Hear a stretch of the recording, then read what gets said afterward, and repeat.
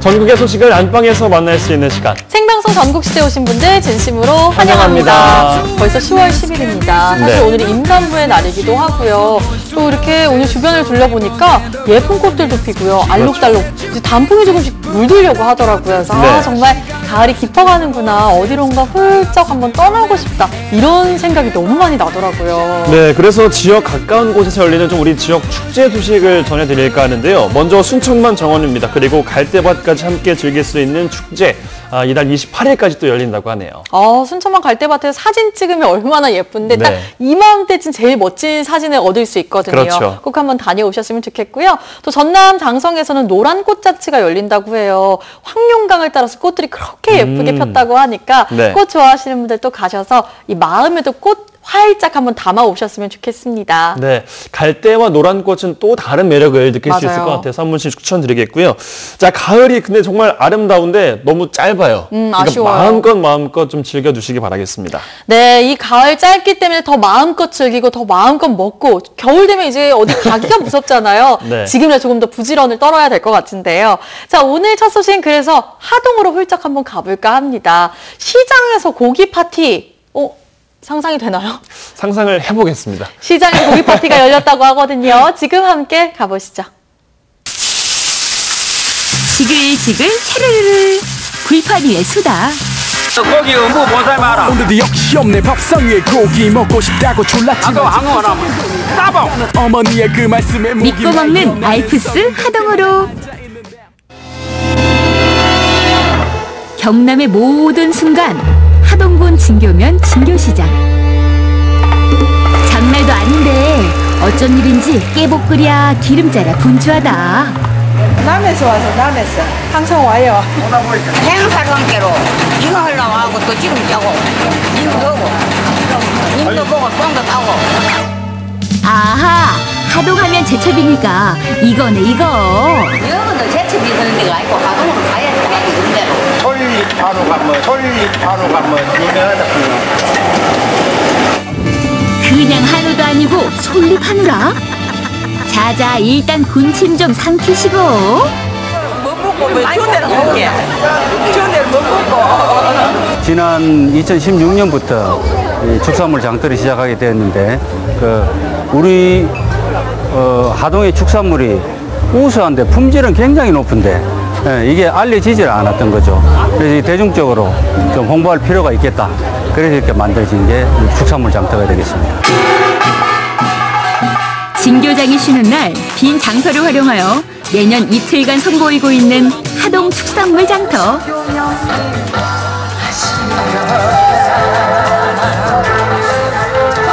홍 돋고 입맛 돋는 잔치집 분위기 속에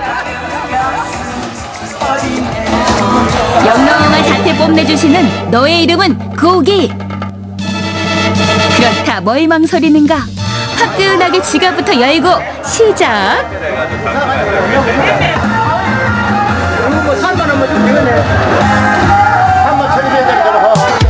무려 1등급 등심. 좀 먹어보니까 가족 생각이 나서 나갈라 그래 한 겁니다. 맛있었어. 근데 계속 사십니까? 근데 계속 사십니까? 진짜 시작이지. 진짜 시작이다. 맞습니다. 지금부터가 진짜 시작. 오로지 혀끝으로 승부하는 절대 미각을 찾아라. 나는 어느 부위게? 자칭 한우 박사들 입장해 주시고. 자, 5분. 고기 좀 드십니까? 잘 안 먹는 편입니다. 엄청 많이 먹는데 아버지 맞추실 수 있습니까? 100% 맞는다. 고기 맞추면 알아맞힌다. 맞습니다. 무한한 자신감으로 시작. 그래서 식감이 굉장히 훌륭할 거예요. 예, 담백하니. 소주 하셔야 돼. 소주 하셔야 돼. 진짜 소주 가야 되는데. 뭐가 하나 빠졌다 이거죠, 아버지? 아, 맛있다. 최고다, 최고.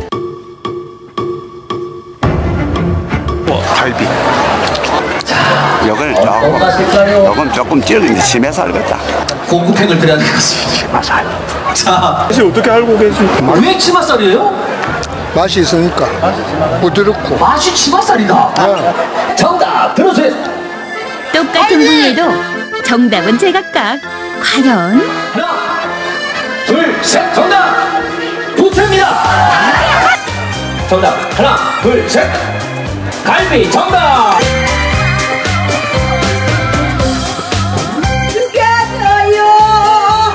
뭐가 죽여줘요? 고기가요?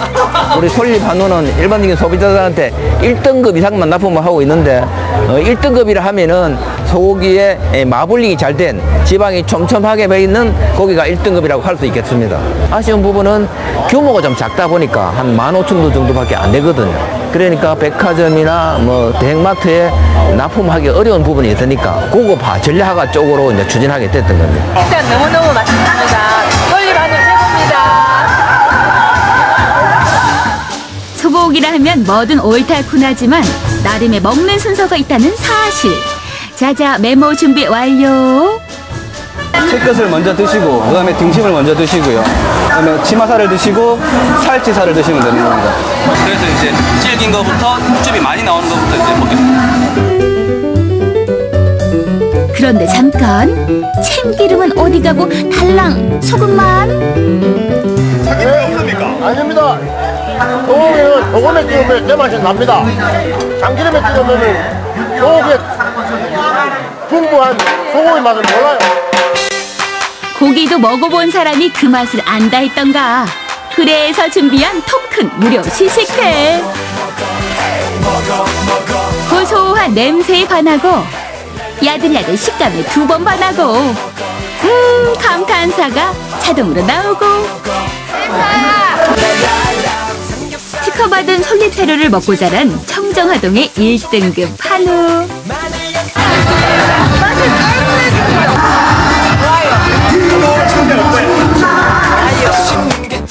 사양 말고 아 하세요. 아. 하동 우리 한우가 최고요. 드시고 가시고요. 약이 엄청 많을 것 같은데요. 괜찮습니다. 말은 괜찮은 것 같은데 인상은 별로 안 좋으신데요, 인상은. 아닙니다, 아닙니다. 원래 인상이 이렇습니다. 죄송합니다.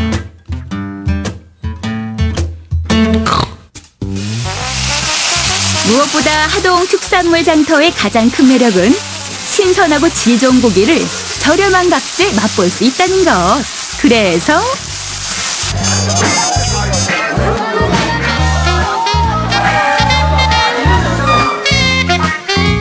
게다가 맛있는 건 소중한 사람들과 함께 먹을수록 더 맛있는 법이죠. 오늘 우리 가족끼리 소고기 하동 솔잎 한우가 최고고 맛있어서 왔어. 아니 가격은 안 비쌉니까? 싸지, 엄청 싸지. 저 부산에서 왔는데 부산에서는 이런 고기가 없어요. 진짜 우리 하동 솔잎 한우 정말 좋아요.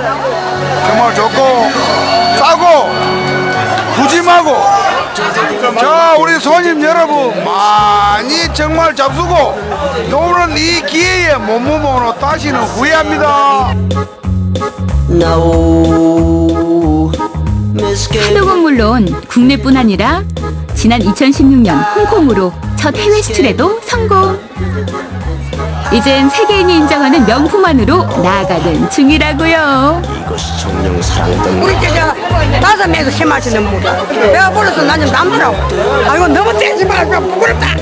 아니 솔잎 한우 세계에서는 명품 한우 최고지. 직무맨 발전을 위하여!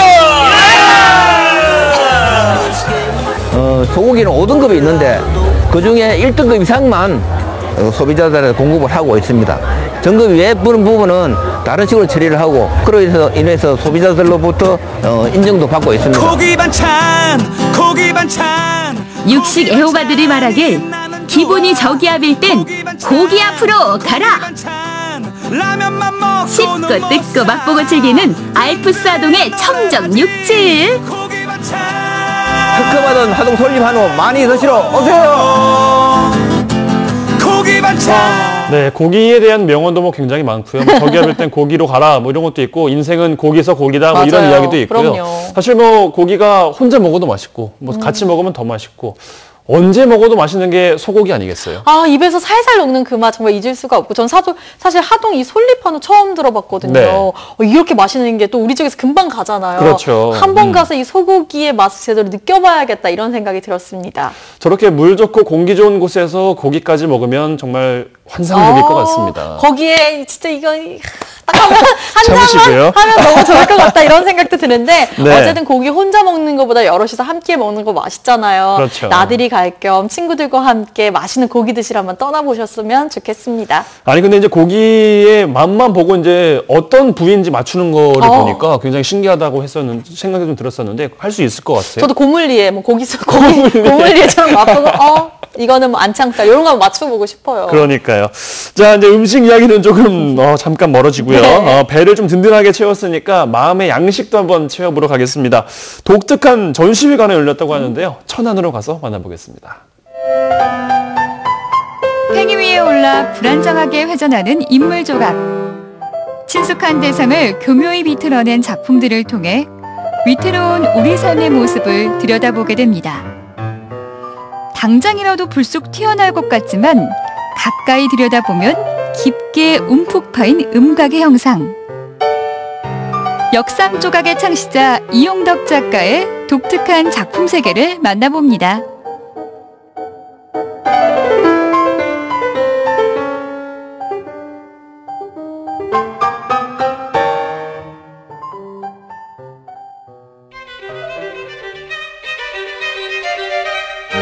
충남 천안에서 열리고 있는 이용덕 작가의 개인전. 이번 전시는 모터와 전자석 등을 활용한 대형 신작과 국내에 소개되지 않았던 역상조각 작품까지 27점의 작품이 선보입니다. 갤러리에 들어서면 이용덕 작가님의 조각 작품들을 만날 수가 있는데 이번 전시 어떻게 기획하게 되신 건가요? 이번 전시에서는 지난 10여 년간 작가님의 이름을 국제적으로 널리 알린 역상조각의 대표작들과 그리고 최근에 선보이는 움직이는 대형 조각들, 설치 작품, 그리고 영상까지 한자리에 모아서 보여주고요. 이를 통해서 작가님의 어떤 존재에 관한 철학적인 사유, 그리고 그 변화된 지점을 살펴볼 수 있도록 하였습니다. 이용덕 작가는 그동안 역상조각으로 음과 양, 안과 밖과 같은 모순적 요소의 공존을 작품으로 표현해왔는데요. 갤러리에서 작가님을 만나 작품에 대한 이야기를 나눠봤습니다. 작가님이 역상조각의 창시자로 국내외에 많이 알려져 있는데 역상조각을 궁금해하시는 분들도 많을 것 같아요. 좀 쉽게 설명을 해주신다면 어떤 건가요? 이 조각이라는 기본적인 건 늘 이렇게 나와 있어야 되잖아요. 입체고. 근데 저는 거꾸로 안으로 들어가 있었기 때문에 이 뒤집힌 역자 혹은 바뀐다라는 역자, 주역할 때 역자요. 그런 걸 써서 역상조각이라고 이름이 붙은 겁니다. 안으로 우목 들어갔다라는 의미에서요. 과거 추상화가 화단을 풍미하던 시기, 그는 젊은 작가들과 함께 미술의 현실 대면을 추구하는 현상전에 참여하며 구상미술의 새로운 역할을 모색했습니다. 특히 존재에 대한 질문은 역상조각의 창안으로 이어졌습니다. 음과 양이 무엇이냐, 또 사진으로 보자면 필름이 있고 인화지가 있는데 두 가지가 어떻게 서로 빛을 쪼이고 색깔을 만들고 하느냐, 이런 것들에 대한 궁금증, 그런 것을 토대로 해서 과연 어떤 것이 진짜 존재인지, 우리가 말하는 존재라는 말을 자주 하는데 뭐가 존재인지, 이런 것을 뭐 꼭 철학적이는 아니더라도 제가 작품을 통해서, 물질적인 어떤 조형을 통해서 실험해보고 싶어서 시작한 게 80년대 중반이었습니다. 역상조각으로 이름을 날린 그이지만 이번 전시는 설치 작품과 영상, 움직이는 조각 등 새로운 작품에 더 눈길이 가는데요. 세상과 존재를 바라보는 작가의 변화된 시선이 느껴지기 때문입니다. 작가님의 작품을 쭉 둘러보니까 시간의 흐름에 따라서 변화가 좀 느껴지거든요. 그래서 그 세상을 바라보는 관점이나 어떤 존재에 대해서 생각하는 관점이 달라지셨나요? 요즘에 밤하늘 보다가 정말 실감 나는 걸 느꼈는데, 별들이 이렇게 다 따로따로 떠 있습니다. 저게 다 따로따로죠. 근데 문득 쟤네들이 어떻게 계속 저러고 다니지? 그 별자리들이 어떻게 그 행성들이 하나도 틀어지지 않고 계속 그걸 유지하고 있을까? 그러니까 저거를 나눌 수 없다라는 생각이 든 거예요. 저건 우주다라는 거예요. 우주를 어떻게 토막을 내느냐. 그런 생각이 들면서 그 파르메니데스가 말했던 존재에서 제일 중요한 게 불가분이거든요. 나눌 수 없다. 그 나눌 수 없다를 요번 제 작품에서 다시 한번 환기하는 그런 작품을 이렇게 보이게 된 거죠. 서로를 향해 마주보면서 고개를 끄덕이고 또 고개를 내젓는 인물 조상 조각 셀프 다이얼로그. 이 둘은 소통 중인 걸까요?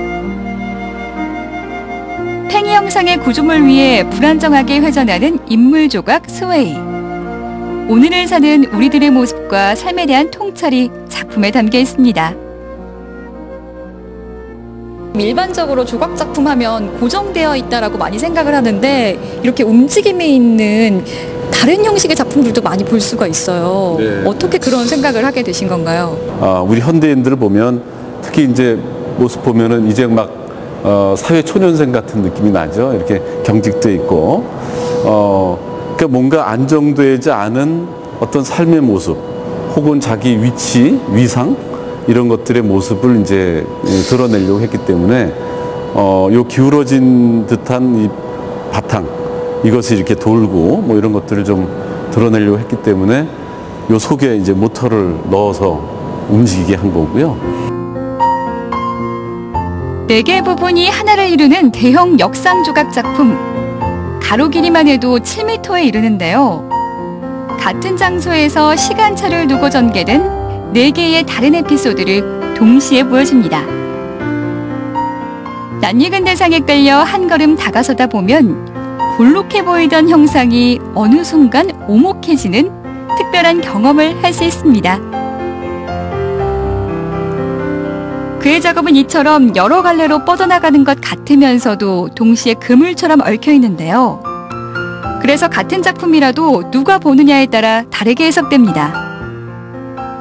내가 어떤 이야기를 하고 싶다 해서 이렇게 작품을 해놓고 관객은 그걸 알아보려고 하는 경우가 많습니다.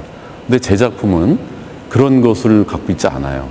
말하자면 하나의 존재를 표현해놓고 그냥 일상적인 사람의 모습입니다. 그 안에는 그 사람의 모습, 그 말하자면 일상적인 생활의 습관이라든가 뭐 신분이나 이런 것들이 이게 정보가 담겨 있을 뿐이죠. 그냥 그 하나의 존재를 바라보는 것이죠. 특별히 어떤 여기서 무슨 주제가 뭔가 이렇게 이해하려고 애쓰지 않아도 되는 그런 작품입니다. 수수께끼처럼 펼쳐놓은 수많은 질문 사이로 관람객들은 작품과 교감하면서 스스로 자신만의 답을 찾아가겠죠. 원래 조각 작품이면은 이렇게 튀어나와 있고 이렇게 한 게 거의 대부분인데 이런 거 같은 경우에는 들어가 있더라고요. 그래가지고 이게 좀 많이 신기했던 것 같아요. 여러 각도에서 보니까 음영도 생기는 게 신기하고 재밌었고 또 색감도 되게 전체적으로 모노톤이라 현대적이고 신선했던 것 같아요. 음각이면서도 볼록 튀어나온 듯한 양각의 효과를 내는 역상 조각 작품은 조각이면서도 회화처럼 보이는 묘한 경계를 만들어냅니다. 음과 양, 안과 밖을 넘어 그의 작품에는 어떠한 사유가 담겨 있는 걸까요? 생각의 숲을 함께 걸어보시죠.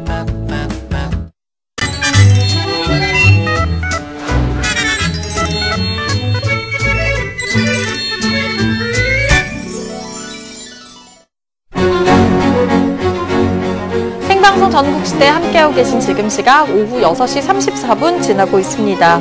날씨가 부쩍 쌀쌀해졌습니다. 내일과 모레 최저기온이 5도에서 12도 사이로 평년보다 4도가량 낮습니다. 감기 걸리지 않도록 건강관리 잘 하셔야겠습니다. 네, 또 내일 아침 지역 곳곳에는 서리가 내린다고 하니까요. 농작물 관리 또한 각별하게 신경 쓰시기 바라겠습니다.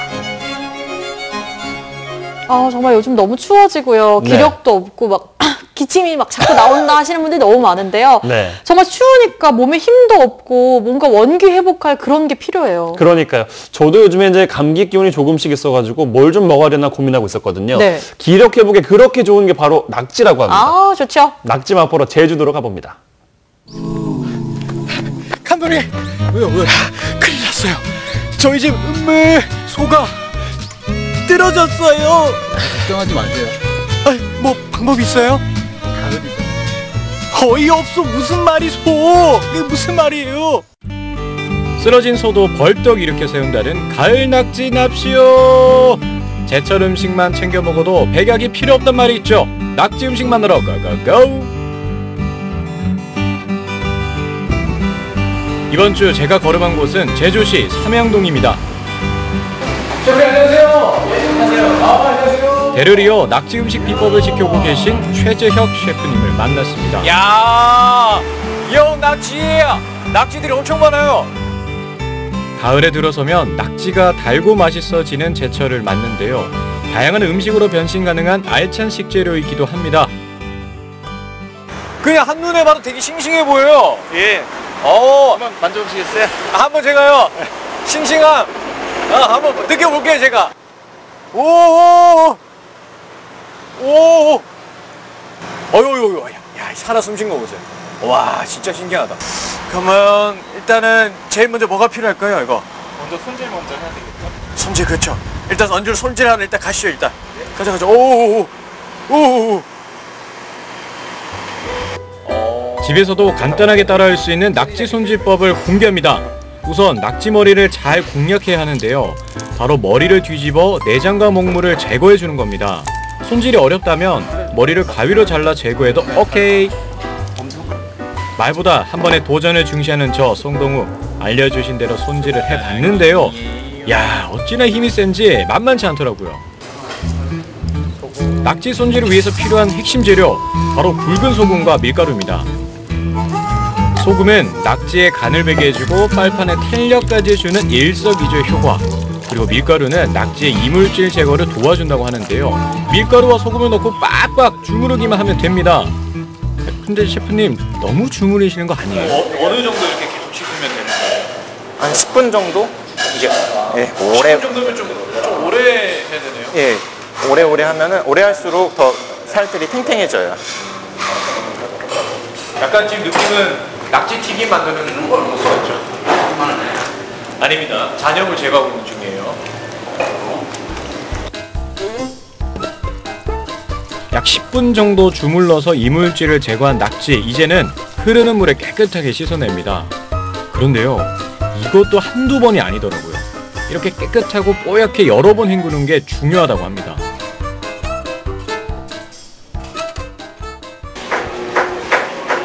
자, 그럼 이제 손질은 일단 다 됐으니까 물 살짝 넣고 양념 넣고 그냥 볶기만 하면 끝이겠어요? 아니요, 저희는 물을 넣지는 않고요. 물을 안 넣는다고요? 그럼요. 그럼 타잖아요. 야채에서 나오는 육수를 가지고 그걸로 만들 거예요. 낙지볶음 두 번째 맛의 기술, 빠밤! 물 대신 채소에서 우러나는 육수로 조리해라. 이게 대체 무슨 소리인지, 양념과 주재료만 있으면 된다는 말인데 진짜 그럴까요?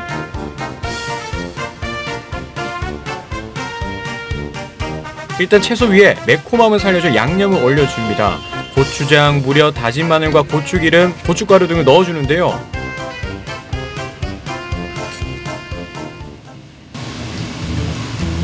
그 와중에 우리 셰프님, 양념도 섞지 않으시고 요지부동.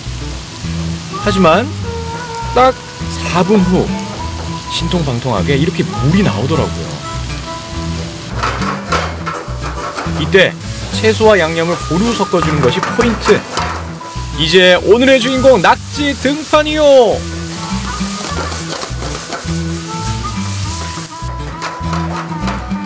그런데 눈치채셨어요? 불의 세기가 좀 달라졌죠? 아니, 불이 너무 센데 이러다 낙지 다 타는 거 아니에요, 셰프님? 아니에요.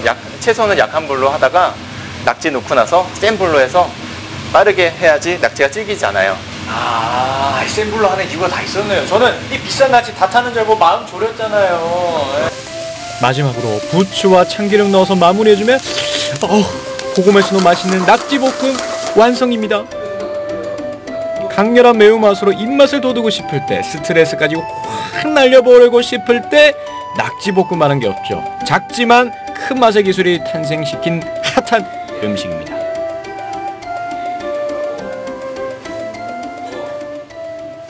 맛과 영양까지 좋은 낙지의 맛있는 변신, 또 하나의 특별한 메뉴 만나보실까요? 낙지와 나무젓가락이 만나서 어떤 음식이 탄생할지 궁금하시죠? 네. 입에 호롱을 만들 건데요. 호롱요? 네. 이걸로 쑥 입에다가 쑥. 낙지는 진짜 뭔지 아시잖아요. 이렇게 튀기는 거예요?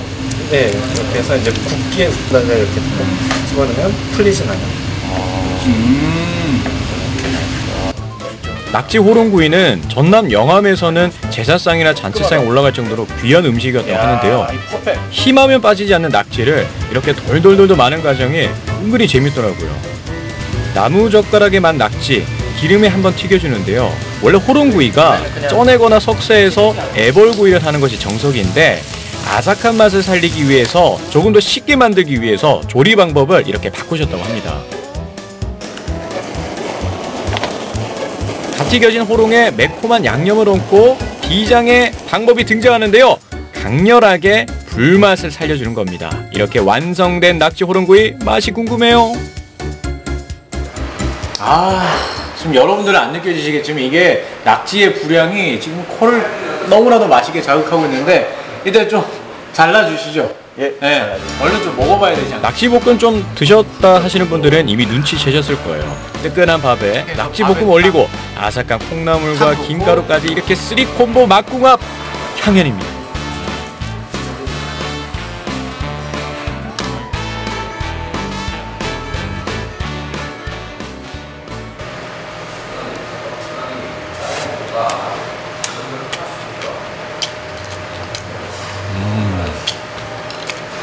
이게 낙지의 불향이 싹 느껴지면서도 은은하게 매콤하면서 달콤한 게, 야, 이 밥에 비벼 먹는 게 진짜 맛있네요. 씹으면 씹을수록 고소하면서도 짭조름하면서도 담백해요. 밥도둑이네.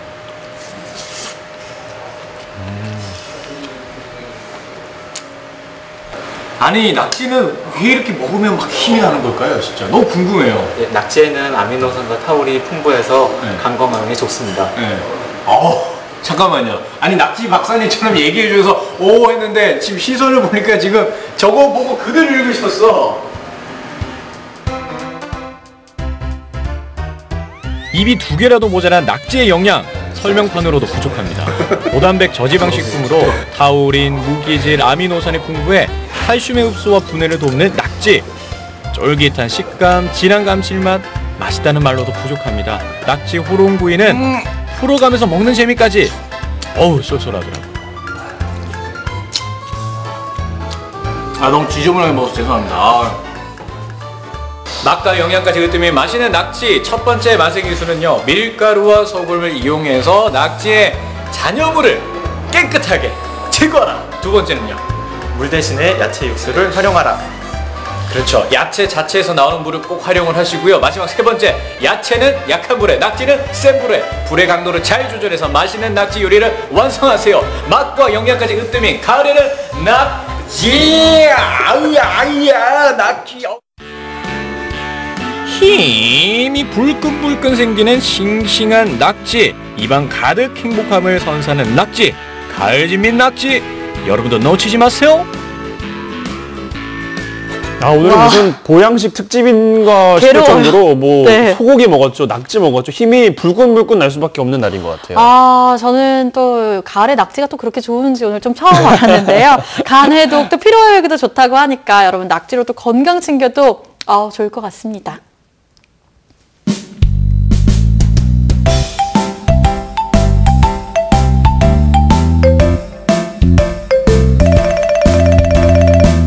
네, 올해로 11번째. 이게 숫자가요. 바로 우리 지역 여수 산단에서 일어난 사고의 수치입니다.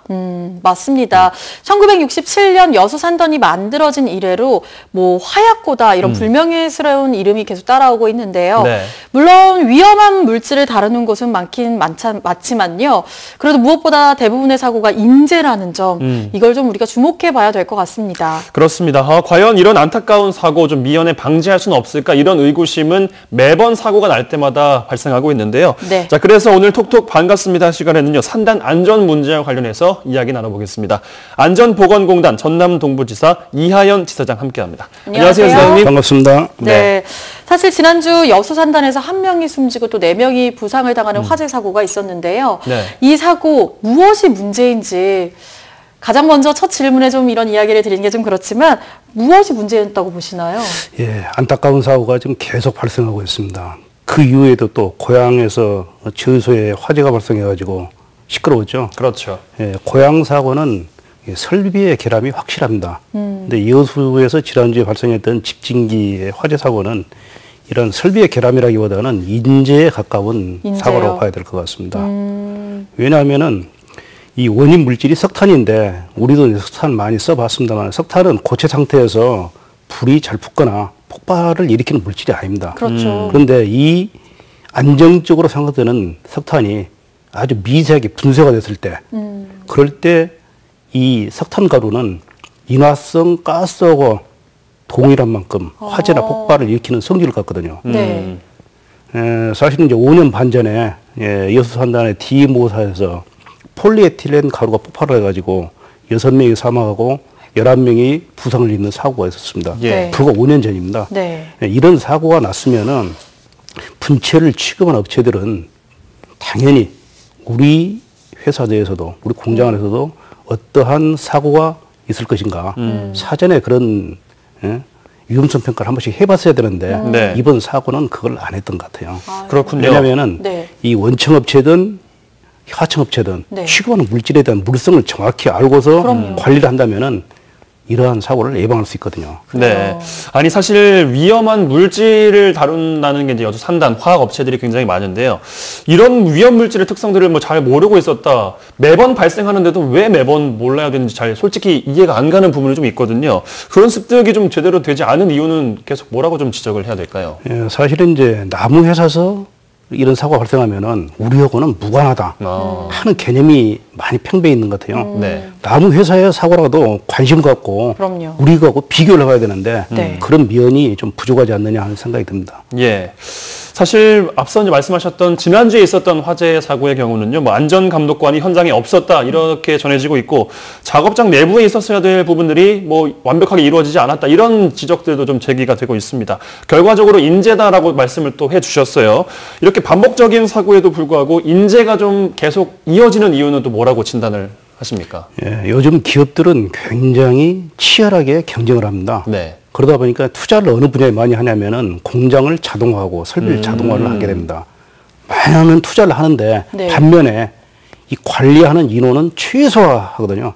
그래서 어떤 위험한 작업을 하더라도 네. 실질적으로 그러한 내용을 잘 알고 감독할 수 있는 인원이 충분치 않습니다. 좀 아쉬운 입장이죠. 그러니까요. 또 그 부분만 조금 더 개선돼도 이런 사고가 좀 더 확실히 줄어들지 않을까 이런 생각도 드는데요. 네. 정말 올해 들어서만 벌써 11번째입니다. 간과할 수 없는 부분이기도 한데요. 자, 산단 기업들의 안전 대책이 좀 미흡한 게 아니냐 이런 지적도 계속 나오고 있거든요. 이에 대해서는 또 어떻게 생각하시나요? 네, 사고 횟수로 따지면은 이제 여러 건, 지금도 이제 뭐 11번째다 네. 이렇게 네. 말씀하셨는데 여수 산단의 규모가 상당히 큽니다. 그렇죠. 네, 우리나라가 이제 석유화학 규모로 보게 되면 세계 4위인데 그 중에서도 여수 산단의 규모는 우리나라 전체의 생산량의 46%를 생산합니다. 네. 엄청난 아주 규모가 규모네요. 방대한 거죠. 그렇죠. 예. 그러다 보니까 그만큼 사고 날 확률도 확률이. 높아지는 거죠. 인명 피해가 있었던 이제 지난주 사고를 다시 한번 돌이켜보면요. 협력업체에서 또 사고가 일어났습니다. 협력업체 직원들에 대한 교육 시스템 허점이 있었다라는 거 계속 또 지적을 드리고 있는데 대기업에서는 뭐 자사 직원 이외 이런 협력업체에 대한 교육 부분은 좀 진행이 어떻게 되고 있나요? 네, 안전관리를 잘하는 업체들은 같은 동일한 장소에서 협력업체가 같이 근무하는 경우 네. 원청업체 직원들하고 동일하게 안전교육을 실시합니다. 예.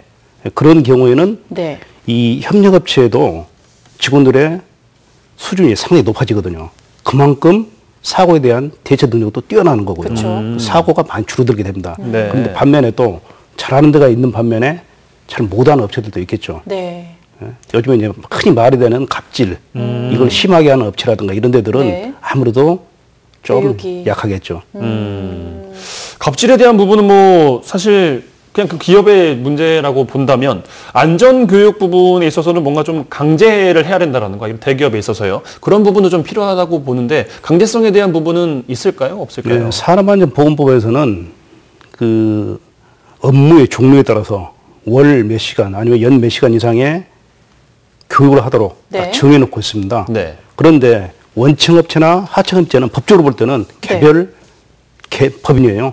그래서 원청업체에서 네. 협력업체 아니면 하청업체 직원을 교육을 시킬 권한은 없습니다. 의무가 없는 거네요. 예, 의무는 없지만은 네. 안전관리를 잘하는 업체는 왜냐?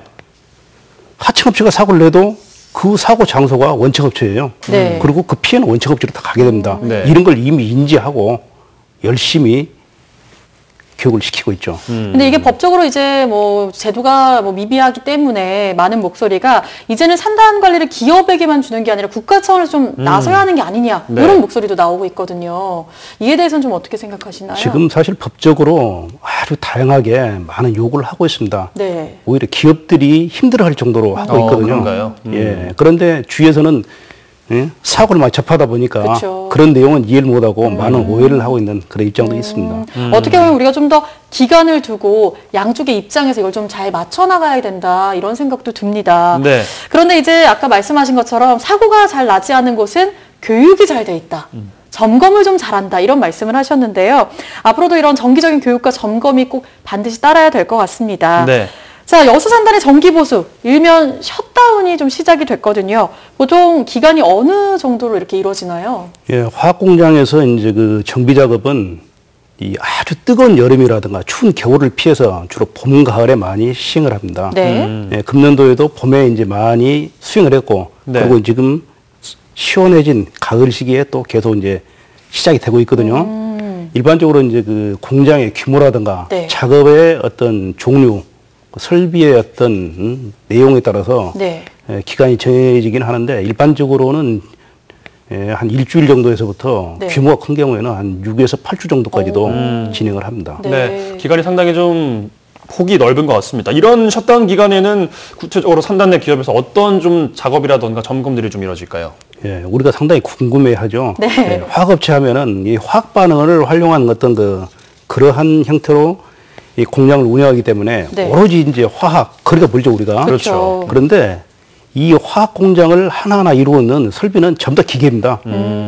여러분들 잘 아시다시피 자동차를 운영할 때 네. 일정한 주기 아니면 일정한 거리를 달린 후에는 꼭 정비소가 가가지고 정비를 점검을 받으시죠. 받죠. 그럼요. 이 화학 공장도 마찬가지입니다.